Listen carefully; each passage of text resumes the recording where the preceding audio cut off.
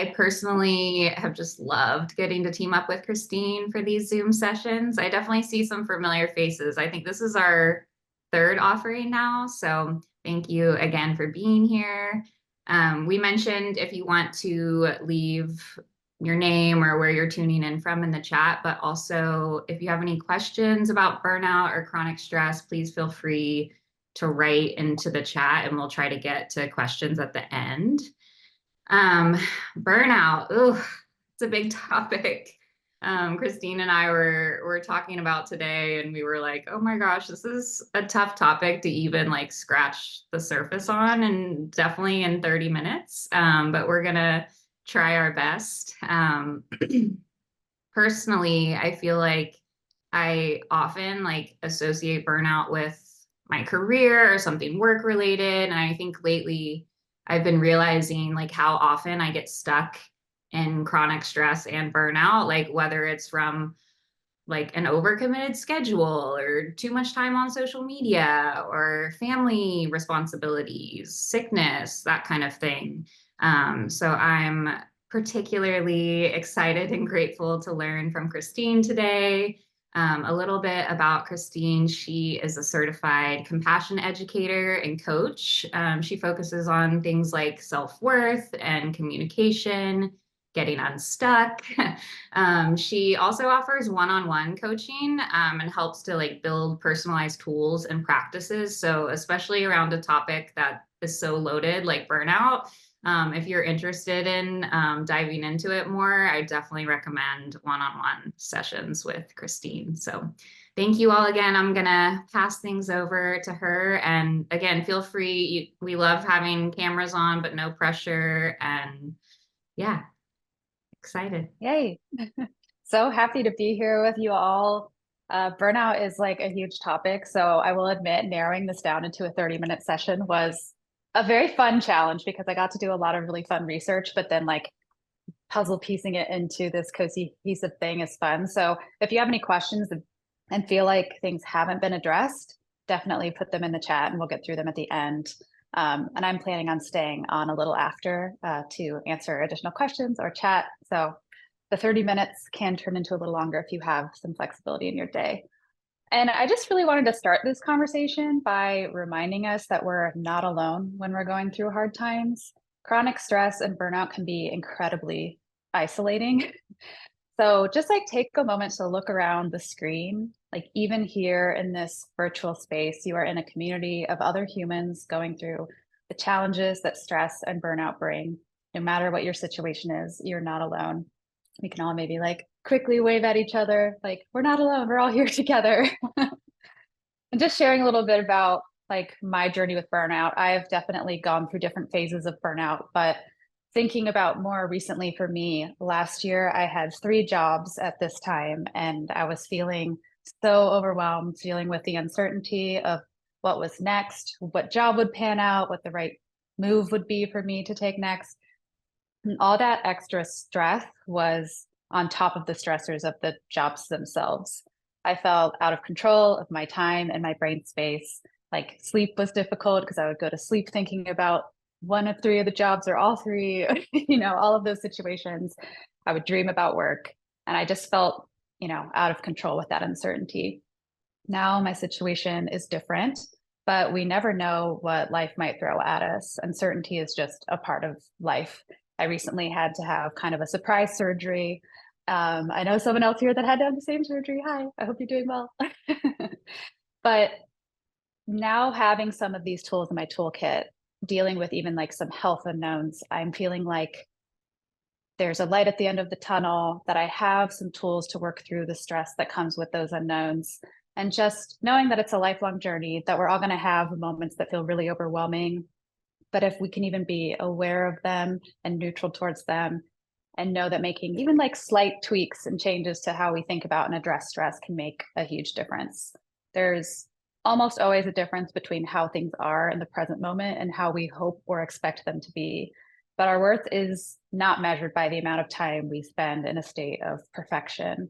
Our culture treats us as if being productive is how we should be measuring our worth and if we are enough. And that's just not the case. You're enough simply by existing. And in this space, That's like our core belief here. All of you are worthy no matter what you're going through. And so now I'm going to do the fun part of sharing my screen and figuring out which window to share. Can everyone see it? Maybe give me a thumbs up. Awesome. So I'm going to share just a little bit about burnout and how we end up in a burnout state. So burnout is results from chronic stress that has not been successfully managed. It's the result of thousands of incomplete stress cycles. So kind of think of it as death by thousands of paper cuts. You don't really feel it until so many things have happened that you're already, deeply wounded. And stress itself and our stress cycles, also known as our fight, flight, flee, fawn response, which is always a mouthful to say, aren't inherently bad things. Stress gives us the energy to take action. Thousands of years ago, our stress response kept us alive by providing us bursts of energy to escape dangers in the wild. After the danger passed, the stress cycle would complete. Our parasympathetic nervous system would activate and calm us, bringing us back down into a resting state, which is this example on the left. We have this completed stress cycle where the stressor happens. You see a lion, you fight, you fly, you freeze, you run, one of those things. And you're in that survival mode where all of your things in your body change to keep you in that survival mode. And then once you get to safety, your body tells you, all right, you're safe. You get into this connection mode. Your vagus nerve is stimulated. You start to breathe deeper. Your heart rate starts to slow. You enter into calm state until the next stressor happens. And a healthy cycle of stress and recovery is really good for us. It keeps our cells healthy, and we are built to handle stress like this. However, today we are constantly turned on to stress. From the moment we wake up until we sleep, we face endless stress triggers, endless to-do lists, a thorny boss, caregiving responsibilities, conflict in relationships, social media, and witnessing the crises going on in the world while we're feeling kind of helpless to them all. The list goes on. And this constant activation floods our bodies with stress hormones, affecting everything from how fast our hearts beat to how we digest our food and even our ability to think. Even our own thoughts become these stressors that our bodies respond to, which is actually the most common form of stress we have today. These types of threats do not have a clear ending, so they leave us stuck in this stress cycle. The stress itself is not bad for you. Being stuck in it is bad for you, which is this example on the right. You have the stressor, you enter into fight, flight, freeze, fawn response, and then there's no signal of safety or connection. So you stay in that stuck state until the next stressor comes along, gets you back into that mode, and it just keeps piling on top of each other. And then next we have some of the symptoms of burnout. And by the way, I will send these slides out at the end. So if you don't get to read through them all, I will send them out so that you can read them later. And some of these symptoms are emotional exhaustion, which is the most typical one. It's also the one that usually hits people first. It's also more prevalent in women. Low levels of energy throughout the day, just feeling like your battery is always on half full when everyone else's feels like they're going on full or have the Energizer Bunny battery. A reduced sense of satisfaction and fulfillment, like nothing you do is ever good enough. Finding it hard to concentrate, stay focused. Difficulty regulating negative emotions, like feeling irritable, constantly reactive, lowered self-worth and self-doubt, the inability to relax and switch off, and constantly ruminating worst-case scenarios. The lack of motivation and passion, it just feels like the spark isn't there anymore. You might have started a job, or you're a parent, or just you're an activist, anything like that, where you really started with such a passion and suddenly you're just feeling like, where did that come from? Where'd that motivation come from? And then finally, we have poor sleep quality, which I mentioned in my example. I'm going to stop sharing my screen for a minute.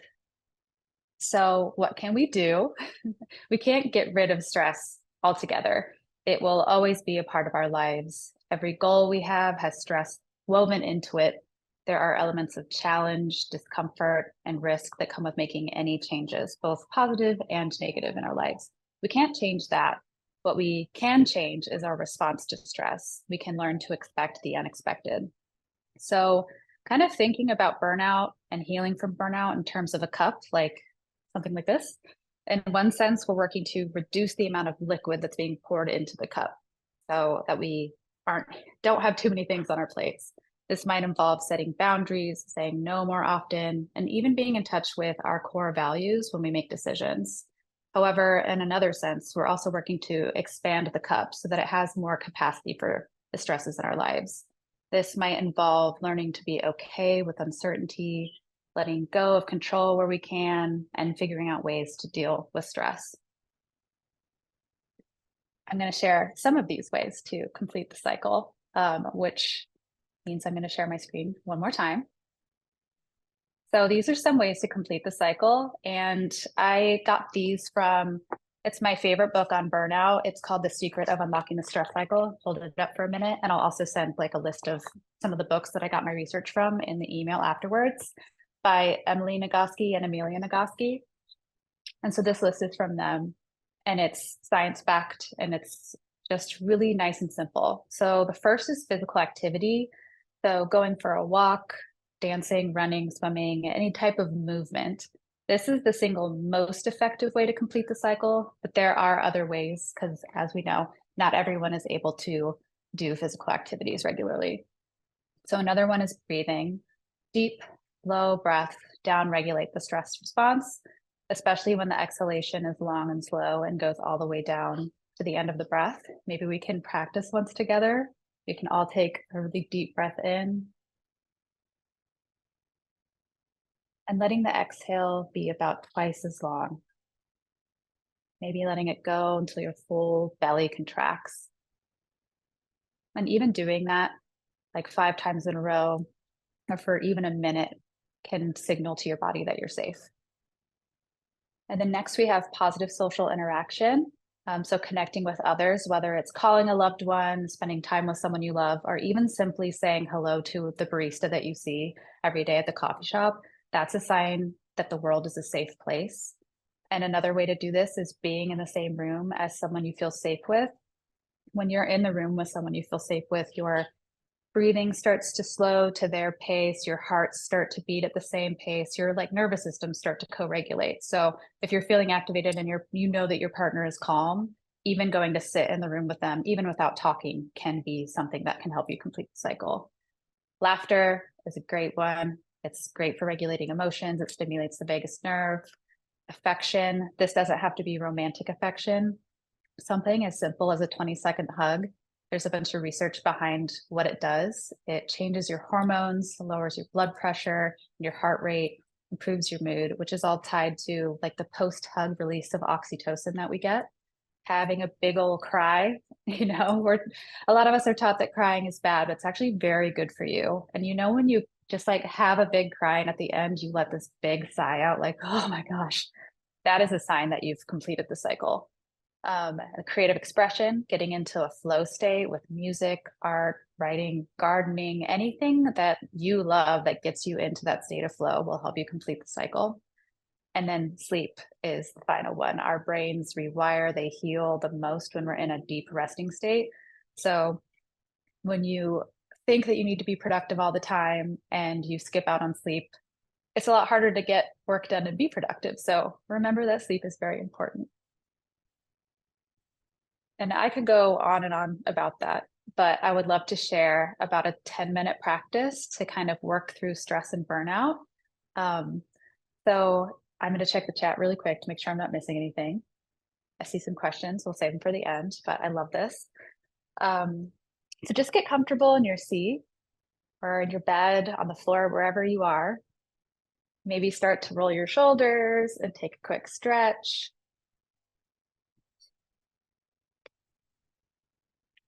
And then when you feel comfortable, close your eyes or just cast your gaze downward so that you're not seeing any distractions in front of you.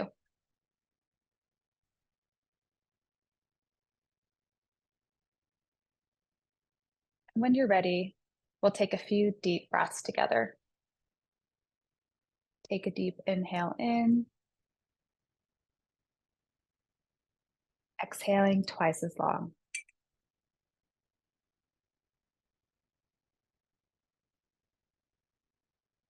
One more deep inhale.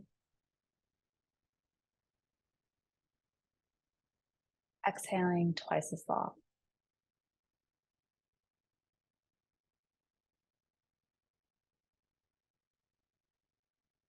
Now you can let your breath return to its natural rhythm.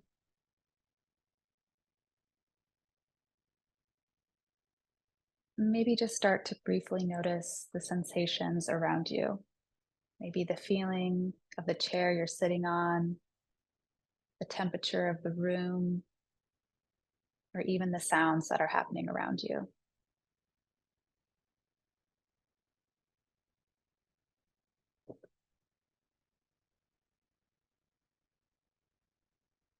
And next, slowly scan your body, starting at the top of your head and gradually moving down to your toes. Stress lives in the body, but we all carry it in different places. Just notice where you're holding on to tension. Maybe it's in your neck, your shoulders, or your jaw. Just release it and let it melt. If your hands are clenched, maybe gently open them. If your shoulders are tensed, drop them and roll them back. And breathe into any remaining tight or heavy spots. That's where you're holding on to stress. And just remind yourself that in this moment, you are safe.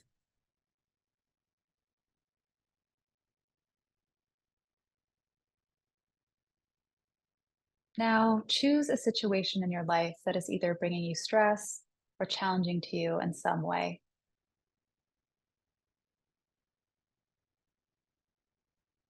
Just take a moment to bring this situation to mind.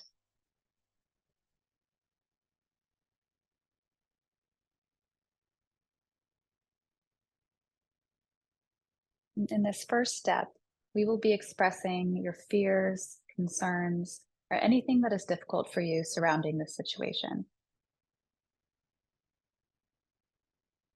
So putting your right hand just in a light fist in your lap, silently express in your mind all of your current concerns, worries, fears, and thoughts or feelings about the issue you've chosen. Maybe even consider what about this situation is outside of your control or what you cannot change.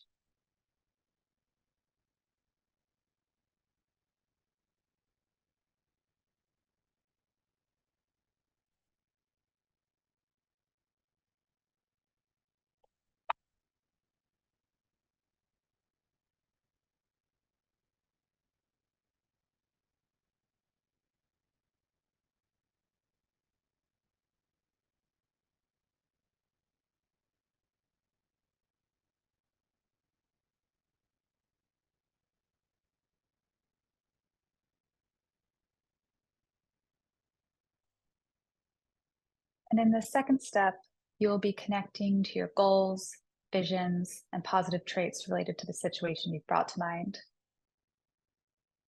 You can release and open the right hand, maybe taking a deep breath, and then placing your left hand in a gentle fist. And in your mind, speaking in the present tense, speak out your vision for this situation. Speaking in the present tense silently in your mind works to train the mind out of its negativity bias and instead shifts the focus to the positives attached to the situation. And here are some questions to ask yourself to get started. What are the positive qualities and traits you're able to access in yourself in dealing with this situation?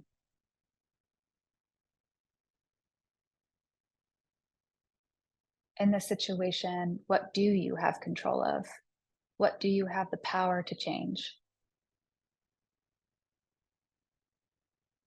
And can you remind yourself that things have been uncertain in the past and that you've worked through them?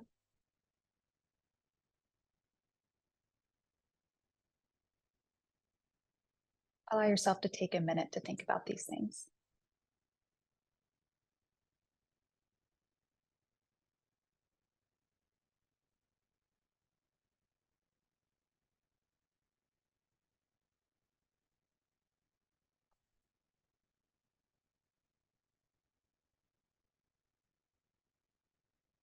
Allow yourself to experience how it feels to achieve your goal or resolve this situation, feeling the hope and sense of fulfillment that it brings.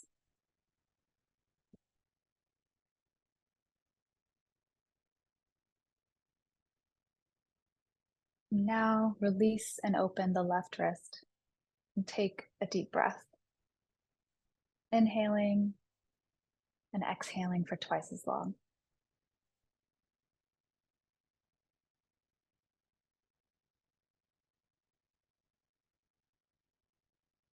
In this next step, you'll be bridging and integrating compassion into the situation you brought to mind.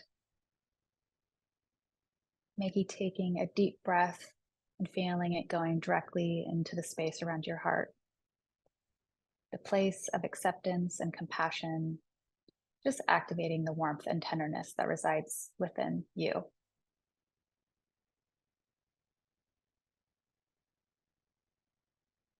And gently place your right hand on your heart, representing the concerns, fears, and worries you have about this situation.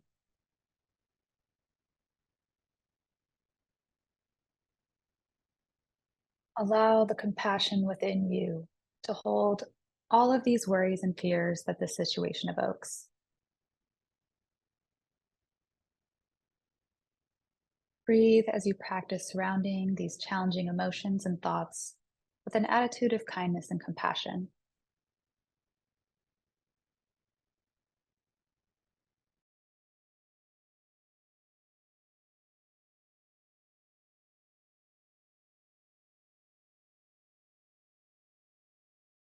And now, keeping your right hand on your heart, bring your left hand onto the heart as well. You can place it next to or on top of your right hand. With this gesture, you're welcoming the other side onto your heart as well. The side focused on your positive traits and visions for yourself. Allowing yourself to hold your intentions and visions with kindness as well.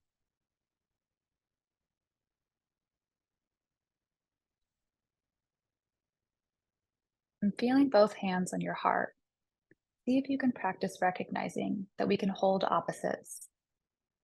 We can hold both sides of the equation, our fears and our worries and unknowns, and our visions and goals. And that kindness that we can give ourselves can come from ourselves. It's all within us already.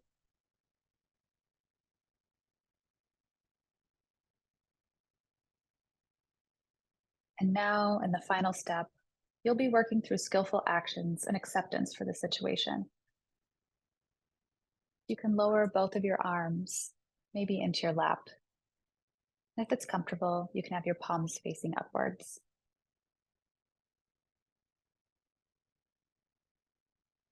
And reflect now from this clearer place. What is the most skillful action you could take to move through this situation or move it forward? This helps us see stress as a challenge we can work with instead of a threat. This could be an internal action or response to a situation, or it could be an external action or response to the situation. It could also be both. Or it could even be letting go of the situation altogether because it's outside of your control.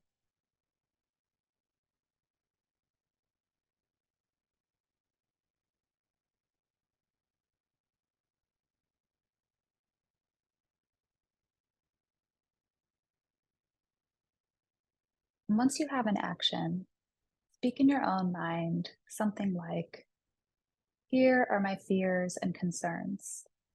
Here is my vision. And here is the most skillful action I can take. The result of all this, I turn over to life itself.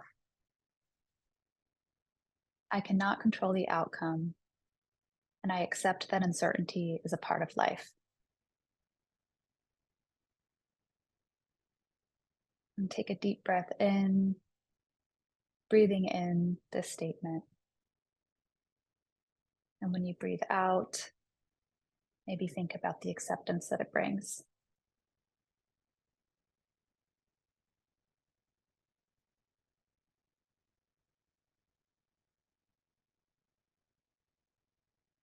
We'll just take one more deep breath here, complete the process, and start to bring yourself back slowly, maybe wiggling your fingers and toes, rolling your shoulders, taking a stretch, and opening your eyes whenever you're ready.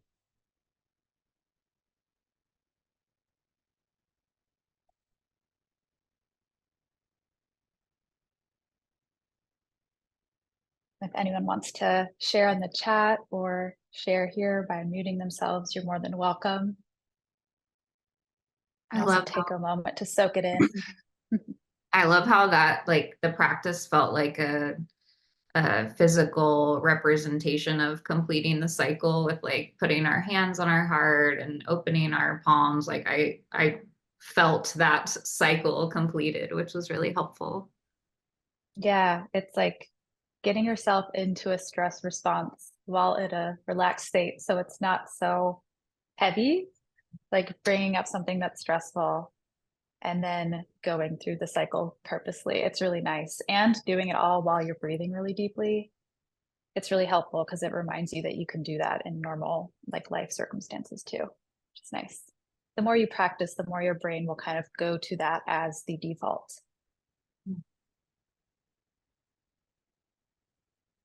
Yeah, does anyone have any questions? And feel free, it's 10 o'clock, so if you need to go, we totally understand, but I know Kristine can make some time for some questions. Yeah, I can spend like 15 more minutes on here if anyone wants to stick around. I know a lot of people probably have to get to work, so no worries at all.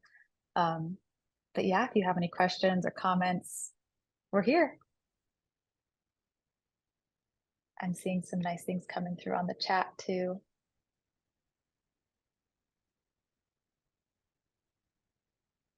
Like, I love that you included explicitly what we can't and don't control. Yes, I think that's so important. A lot of the times we think that we have to control the stressor, the stress that's like the thing that's causing us stress. And oftentimes the thing that's causing us stress is something that we can't control, we can't escape. Like if we have a job that is really stressful, maybe a thorny boss, it's just like a pain. But we need to have this job. We need to make money and we don't have any other jobs on the horizon. You can't just quit your job because you're stressed. But there are ways like this and some of the things we named here that you can do to get the stress out of your body while still having the stressor in your life.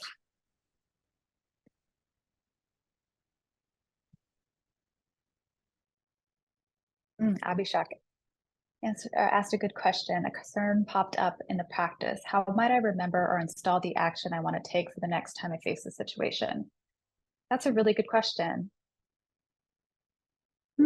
I think the thing that immediately pops into my mind is giving yourself the space when situations happen to not get into that panic state, or even when you can't control that, you get into like this panic state of like, oh gosh, this is happening to me, or it's even happening to me again.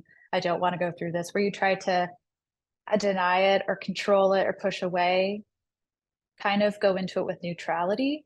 Like you don't have to be super kind to yourself about it all the time. You don't have to say like, it's okay. You can say like, this is my reality right now. This is happening.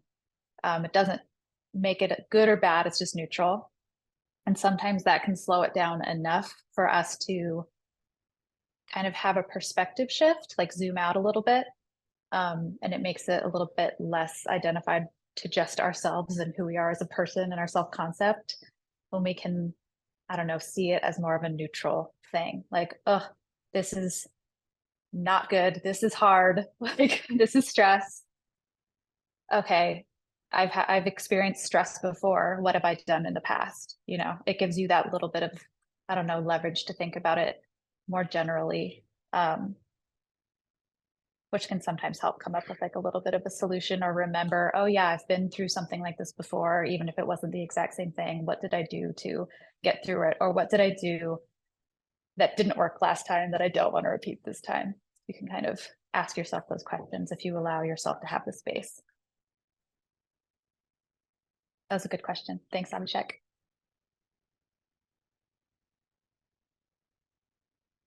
Awesome. I don't think I'm seeing any other questions in the chat.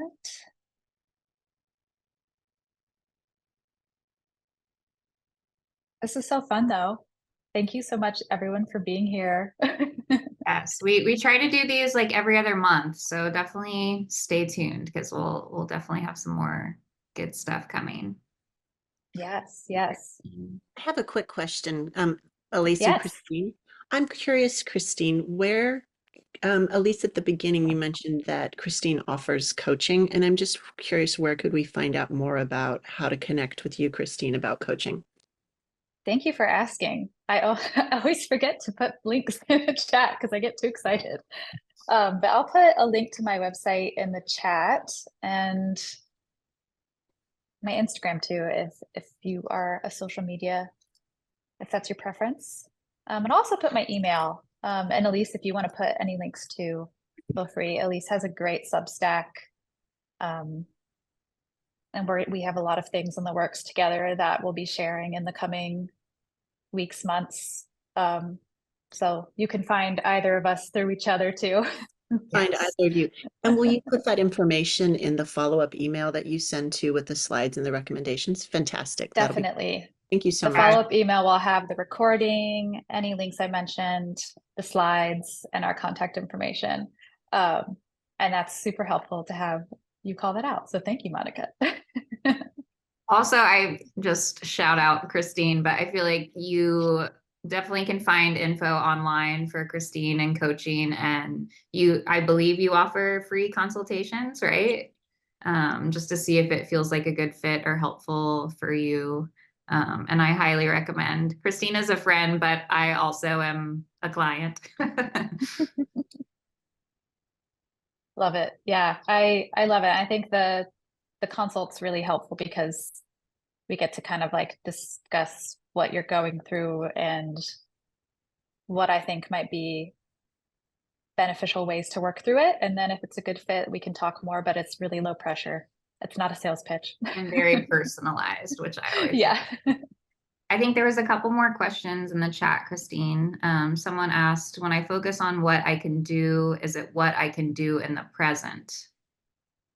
Yeah, that's a great question. Thank you, Gabriella. I think that it can be a combination of things you can do in the present or future. I think it's good to focus on what you can do in the present. If it's something that's really stressful for you in the moment and thinking about the future for it adds to the stress.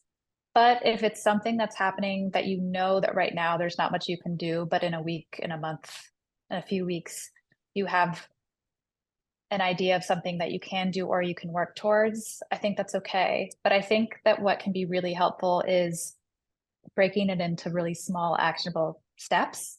So it might be something that you know you can't get to a certain part of that in 2 weeks or even a year. Maybe it's something with a job or a project or activism or anything like that. And you know that there's something that you just can't get to until a certain period of time. But what can you do to make that easier when it does happen? So, like, what can you do today to even make that action a little easier? Breaking it down to smaller pieces can be a really great way to take the stress out of trying to figure out like the one big action to take. Maybe it's one big action that can be broken up to 100 little actions or 5 little actions. I think That can be sometimes, like, sorry, yeah. keep going, No, Kristine. go on. Go on. I feel like as someone who's learning so much about this, I think I can be really hard on myself. And I've noticed, like, someone said to me lately something about like just kind of allowing myself to be. I feel like sometimes all I can do is just like put my hand on my heart or like take a deep breath. Like there's not always, or maybe I'm too like overstimulated to think of like a solution or something positive when I'm feeling really negative. And so I think Mm-hmm. sometimes what is helpful for me is to allow, like, kind of have grace for myself and allow Yes. it to be what it is in that moment, like not have to find a solution, but maybe just like Mhm. pausing and allowing whatever that feeling or thought or whatever is to come through, and just being soft with myself. Yeah, I think that that's just one of the most important parts of it is not always trying to problem solve, because problem solving is controlling the situation. It's another form of it. And it's also an important thing we can't live without having some form of control or problem solving in our lives. Like our brains are always seeking a way to control and predict like the future and what our situation is going to look like. But if we can pause and even do some of the things listed for completing the cycle, you might know that there are actions that you can take in the future, but you don't know what they are, and that stresses you out. It could be like, okay, in this moment, is it more helpful for me to sit here and think about it or overthink or ruminate about it? Or would be going on a walk be helpful? Like every time I go on a walk, I feel more relaxed. Or maybe that's when you have your best brainstorming, like when you take a shower, or even just being like, could I rest? Like right now, do I have time to rest? Um, Laughing, all the things from that list are great things to do when you don't know what to do.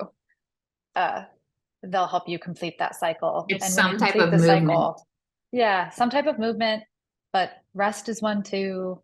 Um, the saying hi to your barista or calling a friend, being in a safe space with someone you feel comfortable with. Um, Even your pet, you can co-regulate with your pet. You can give your pet a kiss. Like all of those things are going to really help you when you do need to make decisions. Because we all get to a place where we need to, but I think a lot of the times we think we need to have everything done now urgently. Everything's urgent. And it's just, that's not the case. Yeah. I was There's talking to someone recently. Um, I'll make this a really short story that was talking about, we have people that are like, I send 150 emails a day. It's just, that's an insane amount of emails and it's a lot of energy to expel doing that.